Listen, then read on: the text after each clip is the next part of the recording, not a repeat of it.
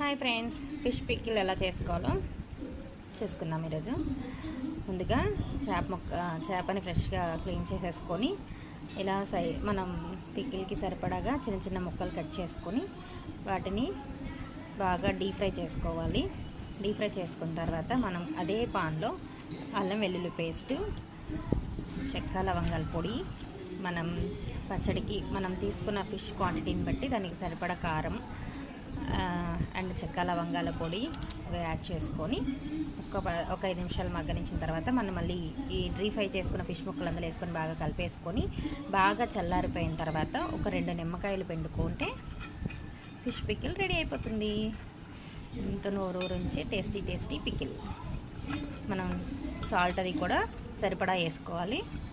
చూసుకొని సరిపోకపోతే తర్వాత మళ్ళీ కొంచెం కలుపుకోవచ్చు. ఇదిగోండి ఫ్రెండ్స్, టేస్టీ పికిల్.